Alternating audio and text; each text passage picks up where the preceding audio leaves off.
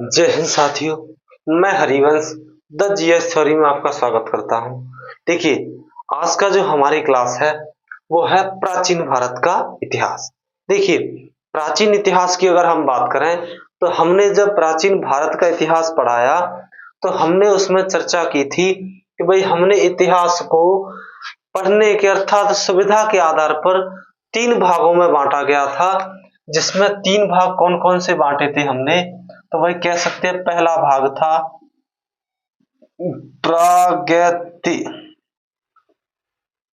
प्रागैतिहासिक काल, अगला जो था आद ऐतिहासिक काल, और अगला बांटा था हमने ऐतिहासिक काल। ऐतिहासिक काल, देखिए इसकी अगर हम बात करें तो हम प्राग ऐतिहासिक काल अर्थात इस समय के मानव को जो आदि मानव कहा जाता था, जिसने पत्थरों के औजारों का प्रयोग किया था, जिस कारण से इसे पाषाण काल भी कहा गया, जिसके हम 2 उपखंड पढ़ चुके थे अर्थात पुरापाषाण काल।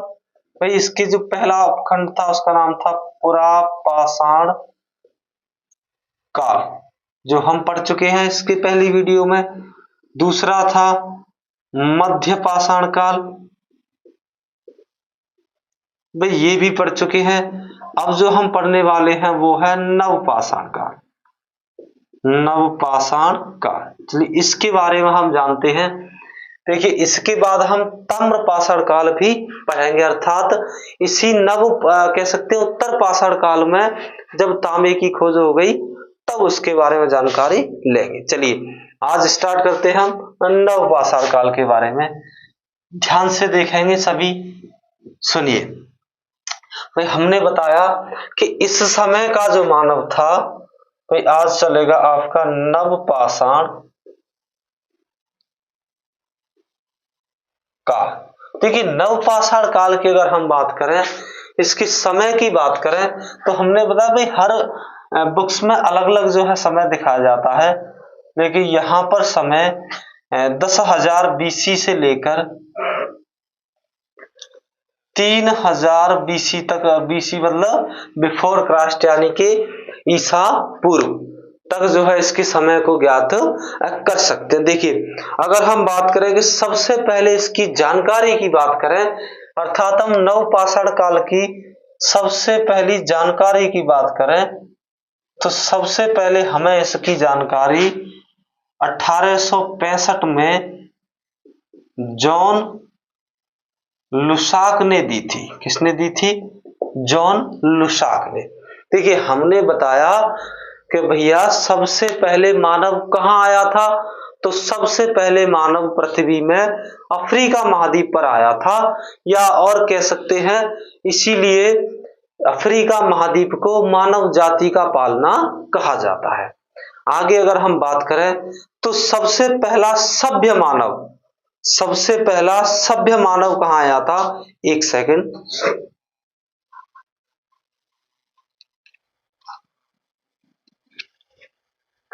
चलिए सबसे पहला सभ्य मानव कहाँ आया, तो हमने देखा कि सबसे पहला सभ्य मानव जो है एशिया महाद्वीप में आया, इसीलिए एशिया महाद्वीप को सभ्यता का पालना कहा जाता है। चलिए अब हम बात कर लेते हैं नवपाषाण काल के लोगों की।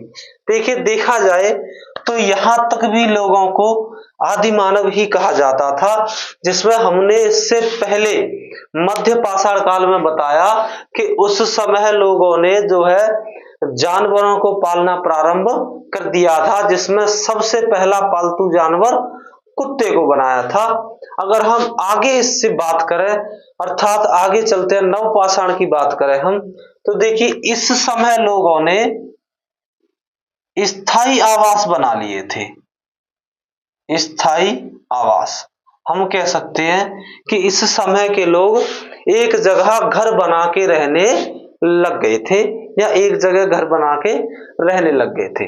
तथा अब देखिए इस समय के लोगों ने एक जगह पर घर बना के रहने लग गए, इसका मतलब हम कह सकते हैं कि इस समय के लोग जो थे वो भाई कृषि और पशुपालन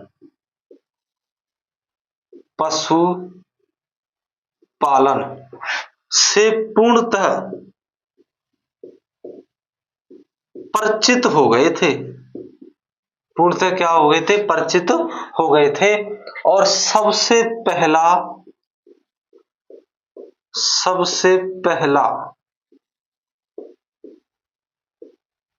पालतू जानवर कौन बनाया था? तो भैया सबसे पहला पालतू जानवर कुत्ते को बनाया था। अब सुनिए, क्या यह चीज हम खुद नहीं समझ सकते कि जब यह लोग कृषि और पशुपालन करने लग गए थे तो क्या कृषि के लिए और जानवरों की आवश्यकता नहीं होती? क्या हम कह सकते हैं उस समय के जो मनुष्य थे, हमारे पूर्वज थे, जो उघाड़े घूमते थे, क्या इनके पास उस समय ट्रैक्टर थे? नहीं थे। तो इन्होंने कृषि किससे की थी? तो भैया इसका मतलब उस समय पर पशुओं में अगर हम बात करें तो उस समय पर बैल भी होंगे। भाई जब बैल होंगे तो उस समय पर गाय भी होंगी। भाई जाहिर सी बात है क्योंकि बैलों से कृषि की जाती है। अब देखिए इन्होंने जो कुत्ता पालना प्रारंभ किया था, कुत्ता देखिए हम कह सकते हैं कि इससे पहले मध्य पाषाण काल में भी जो है कुत्ता पालना प्रारंभ कर दिया था। चलिए आगे बात करते हैं हम कि इन लोगों ने जो है इनकी अगर हम उपलब्धि की बात करें कि इन्होंने उपलब्धि क्या हासिल की, तो भैया इनकी बड़ी महत्वपूर्ण उपलब्धि थी, वो थी पहिए का आविष्कार। क्या था? पहिए का आविष्कार। कौमा देखिए एक तो इन्होंने पहिए का आविष्कार कर लिया, दूसरा और आविष्कार किया वो था मन का। भाई पहिए का आविष्कार प्लस जो है मनका का आविष्कार। देखिए आप खुद ही बताएंगे अभी। देखिए पहिए का आविष्कार इसीलिए किया था क्योंकि जब इनके पास पशु पालने की कला आ गई थी, अर्थात बैल आ गए थे, तो इन्होंने बैलगाड़ी चलाने के लिए पहिए का आविष्कार कर लिया। अर्थात क्या हम नहीं कह सकते कि इस समय के लोगों ने बैलगाड़ी भी बना ली होगी? भाई इस समय के लोगों ने क्या बना ली होगी? बैलगाड़ी। क्योंकि जिस पहिए का इन्होंने खोज किया था, क्या उसका अचार डाल रहे होंगे ये? जाहिर सी बात है भाई, इन्होंने जब पहिया कहीं ना कहीं तो लगाया होगा, हम कह सकते हैं कहीं ना कहीं लगा के घुमाया होगा। भाई ये जो हमारे पूर्वज थे उघाड़े भले ही घूमते लेकिन दिमाग बहुत था। भाई उस समय जिस समय कोई भी जो है साधन नहीं था, उस समय इन्होंने पहिए का आविष्कार कर लिया, अर्थात बैलगाड़ी भी बनाई थी उस समय पर। अगर हम मनके की बात करें, मन का मतलब ग्रामीण या अपनी परिवेश की भाषा में समझें तो भैया मटका कहते हैं। अर्थात जब यह लोग स्थायी आवास बना लिया था तो क्या वहां घर में पानी की आवश्यकता होती होगी? भाई पानी को एकत्रित करके किस में रखें, तो उसके लिए इन्होंने क्या बनाया? मटका या मनका बनाया। चलिए देखिए आगे अगर हम बात करें तो एक जगह है कर्नाटक के मैसूर के पास। भाई मैसूर जो कर्नाटक है, कर्नाटक के मैसूर, मैसूर के पास एक जगह है, नाम है संगन कल्लू। क्या नाम है? संगन कल्लू। भाई इस जगह पर जो है नवपाषाण कालीन जो है पुरा स्थल से क्या मिला इस समय का, अर्थात नवपाषाण कालीन राख के टीले। यहां से क्या प्राप्त हुआ? राख के टीले। कहां से प्राप्त हुए थे? कर्नाटक के मैसूर के पास से प्राप्त हुए थे। देखिए अगर हम पशुपालन के साक्ष्य की बात करें, अगर हम पशुपालन के साक्ष्य की बात करें कि पशु पालन अर्थात ये लोग पशु पाल रहे थे, ये साक्ष्य हमें कहां से मिले थे? तो देखिए दो जगह से मिले थे ये साक्ष्य महत्वपूर्ण। पहला था आदमगढ़ मध्य प्रदेश, दूसरा था बागौर राजस्थान से। देखिए एक्चुअल में यहां से किस तरह पशुपालन के साक्ष्य मिले थे, तो भैया इन जगहों पर जो है पशु, जिनमें बैल थे भाई, जिनमें कुत्ता था, इस तरह के जो है पशु, गाय थी, खूंटे से बंधे हुए हड्डियों के प्रमाण मिले, जिससे यह अनुमान लगाया गया पुरातत्व विभाग ने कि भाई यहाँ पर जो है इस समय पर पशु पालने की प्रथा, या कह सकते हैं पशु पालने से परिचित थे। देखिए हमने इससे पहली वीडियो में बताया था कि भारत का जो पुरातात्विक संग्रहालय है उसका नाम क्या है और कहां पर स्थित है। देखिए जिसमें हमने इससे पहली वीडियो में बता चुके हैं, तथा इससे पहली वीडियो में यह भी बताया था कि भारत के सर्वेक्षण विभाग के जो है जनक किसे कहा जाता है, तो भारत के पुरातात्विक सर्वेक्षण विभाग का जनक जो है डॉक्टर जो कनिंघम थे उनको कहा जाता है। तथा भारत का पुरातात्विक संग्रहालय कहां पर स्थित है तथा क्या नाम है, यह आप कमेंट करके बताएंगे सभी ध्यान से, ठीक है। चलिए आगे हम बात कर लेते हैं इससे आगे।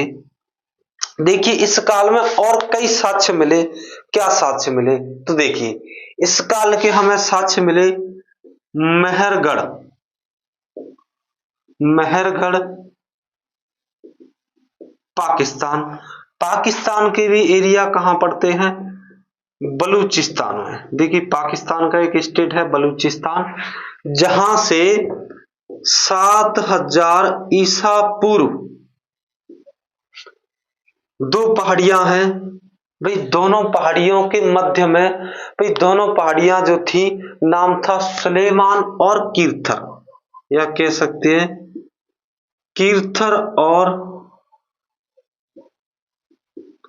सुलेमान पहाड़ियों के मध्य किसके साक्ष्य मिले थे, तो भैया इन दोनों के मध्य जो है जौ और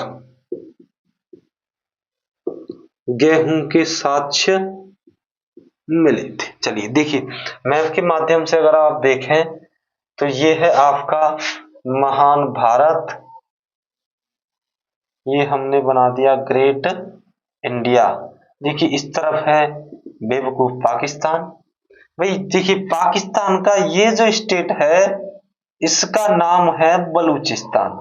यहां पर दो पर्वत पड़ते हैं कीर्थर और सुलेमान, इन दोनों की जो मध्य जो है इस समय की अर्थात पाषाण काल के जो है साक्ष्य मिले, 7000 ईसा पूर्व के जौ और गेहूं के साक्ष्य मिले।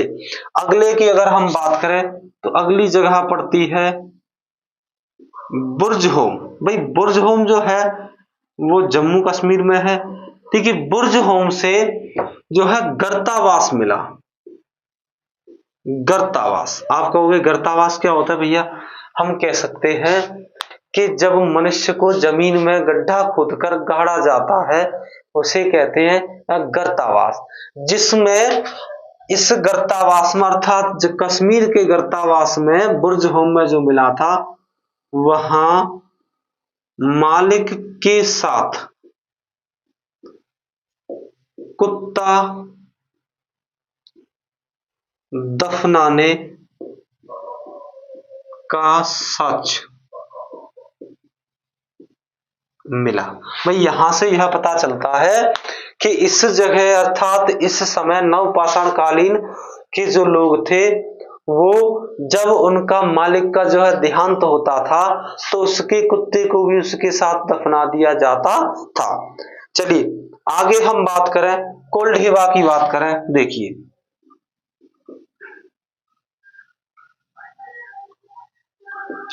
कोल्ढेवा यूपी। देखिए कोल्ढेवा यूपी की बात करें हम तो यह बेलन घाटी में पड़ता है। यह कहां पड़ता है, बेलन घाटी अर्थात प्रयागराज के पास पड़ता है यूपी में। यहां से जो है 6000 BC अर्थात ईसा पूर्व के जो है चावल के साक्ष्य मिले। किसके साक्ष्य मिले? चावल के साक्ष्य। वहीं हम अगर सबसे पुराने चावल के साक्ष्य की बात करें, या और हम बात कर लें कि चिरांद बिहार, देखिए एक जगह है चिरांद, यह जगह पड़ती है बिहार में। भाई यहां से सबसे ज्यादा जो है हड्डियों, भाई यहां से प्रचुर मात्रा में जो है हड्डियों के उपकरण मिले थे, प्रचुर मात्रा मतलब बहुत ज्यादा। भाई यहां से प्रचुर मात्रा में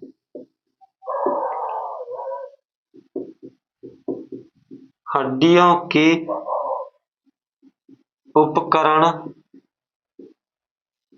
प्राप्त हुए। ठीक है, देखिए आपको ये बात ध्यान रखनी है कि नवपाषाण काल आते आते समय जो है काफी बदल रहा था, अर्थात यहाँ के लोग चीजों से परिचित हो रहे थे।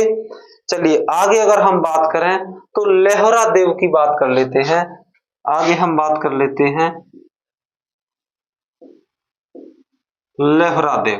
देखिए लेहरा देव जो जगह है ये इस समय पर कहा जाता है, ये भी यूपी में है। आज के समय की बात करें सबसे नवीनतम खोज हुई है लेहरा देव में। यहां से 8000 बीसी अर्थात ईसा पूर्व के चावल के साक्ष्य प्राप्त हुए हैं। 8000 बीसी के किसके साक्ष्य प्राप्त हुए हैं? चावल के साक्ष्य प्राप्त हुए हैं।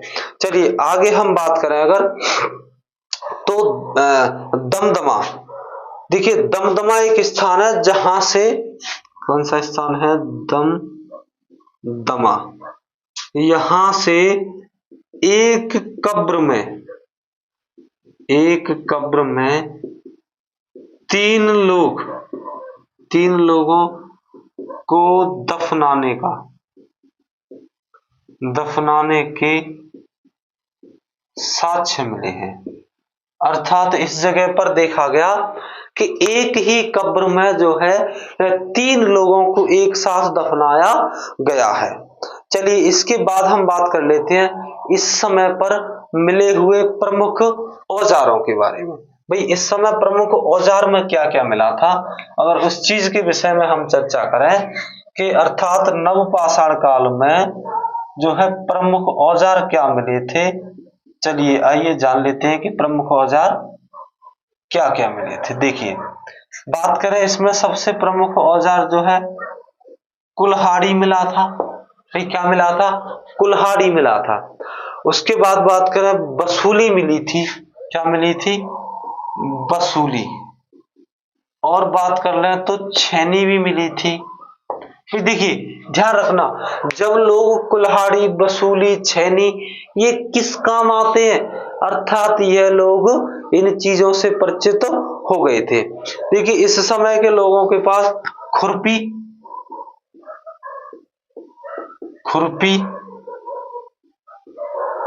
कुदाल, भाई खुरपी थी क्योंकि हमें पता है ये लोग कृषि करना सीख गए थे, तो खुरपी जो है कृषि करने में बहुत ज्यादा महत्वपूर्ण भूमिका निभाती है। तथा इनको जो है हथौड़े के भी साक्ष्य जो है प्राप्त हुए हैं। इस तरह से यहाँ पर जो है औजार प्राप्त हुए हैं। देखिए हम अगर बात करें कि यह जो स्थायी आवास में रहते थे, कैसे आवास में रहते थे? स्थायी आवास में रहते थे। तो इनके जो घर थे, भाई कह सकते हैं वो ज्यादातर किसके बने हुए थे? देखिए ज्यादातर इनके घर पशु के कह सकते हैं खाल के बने हुए थे, या पौधों की छाल के बने थे। देखिए या तो पशुओं की खाल के बने हुए थे या फिर पौधों की छाल के बने हुए थे। देखिए वैसे भी कहा जाता है इन लोगों के बारे में कि न अच्छा खाना था न अच्छा रहना था, पर ये लोग बड़े सच्चे थे। आज के मतलबी इंसान से तो आदि मानव ही अच्छे थे। आज की वीडियो यही समाप्त करते हैं। नवपाषाण काल जो है, हम नवपाषाण काल के बारे में जितनी भी जानकारियां थी वो आपके सामने जो है हमने पेश की हैं।